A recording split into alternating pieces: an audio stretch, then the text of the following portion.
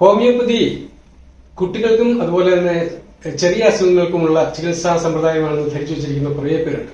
അത് ഹോമിയോപ്പതിയുടെ ഉത്ഭവ പരിണാമ വികാസങ്ങളെ പറ്റി മനസ്സിലാക്കാത്ത ആൾക്കാരുടെ തെറ്റിദ്ധാരണ മാത്രമാണ്.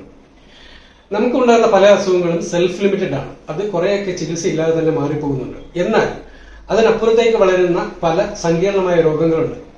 എക്സാമ്പിളായിട്ട് പറഞ്ഞാൽ നമുക്ക് കിഡ്നി ഡിസീസ് ഉണ്ടാകും, തൈറോയിഡ് ഡിസീസ് ഉണ്ടാകും, ലിവർ ഡിസീസ് ഉണ്ടാകും, അതുപോലെ തന്നെ വെരിക്കോസ്, പൈൽസ്, സ്ത്രീകൾക്കുണ്ടാകുന്ന അണ്ഡാശയമുഴ, polycystic ovarian disease, menstrual irregularities, ഇതുപോലുള്ള നിരവധി അസുഖങ്ങൾക്ക് വളരെ കൃത്യമായ മരുന്നുകൾ കൊടുത്ത് നമുക്ക് പൂർണ്ണമായിട്ടും മാറ്റാൻ കഴിയുന്ന ഒരു ചികിത്സാ സമ്പ്രദായമാണ് ഹോമിയോപ്പതി. പക്ഷെ അതിന്റെ ആദ്യ കടമ്പ എന്ന് പറയുന്നത് ഒരു ഡോക്ടറുടെ മുമ്പിൽ രോഗി വന്നിരിക്കുമ്പോൾ അവരുടെ എല്ലാ കാര്യങ്ങളും മനസ്സിലാക്കാൻ ഒരു കേസ് ടേക്കിങ്ങിലൂടെ കടന്നു പോകണമെന്ന് മാത്രമേ. അത് ആദ്യം വരുമ്പോഴാണ് പ്രധാനമായിട്ടും അതിന്റെ ആവശ്യകത ഉള്ളത്. അപ്പൊ നിങ്ങൾക്ക് അസുഖം വരുമ്പോൾ ഉണ്ടാകുന്ന ശാരീരിക മാനസിക പ്രത്യേകതകൾ, നിങ്ങളുടെ തെർമൽസിനോടുള്ള നിങ്ങളുടെ റിയാക്ഷൻസ്, അതുപോലെ തന്നെ നിങ്ങളുടെ ഇഷ്ടാനിഷ്ടങ്ങൾ, നിങ്ങളുടെ സങ്കടങ്ങൾ, നിങ്ങളുടെ കുടുംബ പശ്ചാത്തലം, ഇതെല്ലാം മനസ്സിലാക്കാൻ വേണ്ടിയാണ് കേസ് ടേക്കിംഗ് ഉപയോഗിക്കുക.